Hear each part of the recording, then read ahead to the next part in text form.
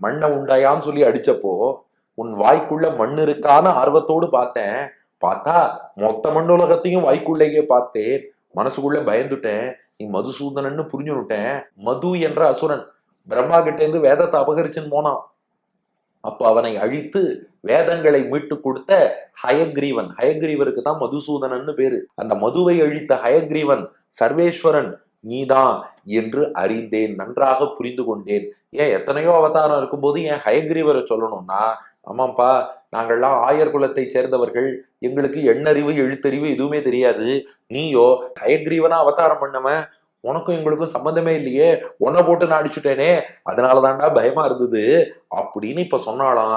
கிருஷ்ணன் பார்த்தான், ஓஹோ அந்த யசோதைக்கு அந்த காட்சியை அப்போதே மறைச்சாச்சு, பெரியாழ்வார் யசோதைக்கு இன்னும் மறைக்காதனாலதான் அந்த கதையே இன்னும் பேசிட்டு இருக்கா.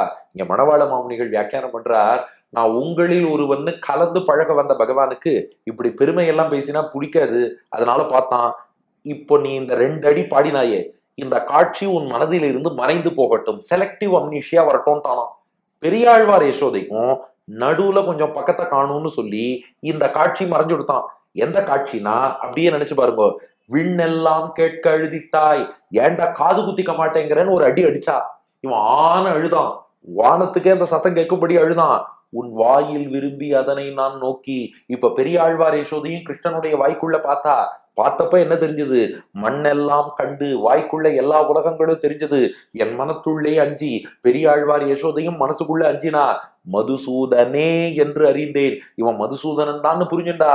கிருஷ்ணன் பார்த்தான், அந்த யசோதையா இருந்தாலும் சரி, இந்த பெரியாழ்வார் யசோதையா இருந்தாலும் சரி, என்னை பார்த்து அப்படி பயந்தெல்லாம் விலகி போக கூடாது. கிட்டக்க வந்து கட்டி கொஞ்சணும் என்ன, நான் யாரு கிருஷ்ணன் இல்லையா, நான் இப்ப ஹயக்ரீவனாவா வந்திருக்கேன், நான் கிருஷ்ணனா தானே வந்திருக்கேன், கொஞ்சறதை விட்டுட்டு அப்படி போறதா. அந்த காட்சியை மறைச்சுட்டானா. பெரியாழ்வார் யசோதையும் மறந்தா, இப்ப பழைய நிலைக்கு வந்துட்டா. ஓ தோடு கையில வச்சுட்டு இருக்கோம், காதுல திரிய மாட்டியாச்சு, தோடு போடணும். கிருஷ்ணன் மறக்கடிச்சுட்டான். நேரா 3வது அடி பார்த்தா, வாடா காது குத்தி கோன்னா.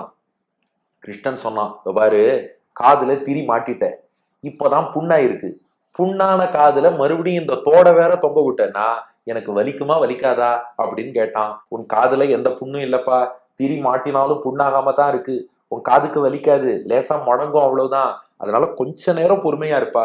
நம்பி எல்லாத்துலயும் பரிபூர்ணமானவன், கொஞ்சம் இதுலயும் பரிபூர்ணமா இருக்க வேண்டாமா, கொஞ்சம் பொறுத்துக்கோ. என் கண் போன்றவனே, எனக்கு மேகம் போல் அருள்மழை பொழிபவனே, கடல் போல் சிரமகரமாக ஆனந்தம் தருபவனே, குளிர்ச்சி தருபவனே, எனக்கு காவலனாக இருப்பவனே, வாடா பால் சாப்பிடுன்னு தூக்கி வச்சு தாய்ப்பாலை ஊட்டத் தொடங்குகிறாள்.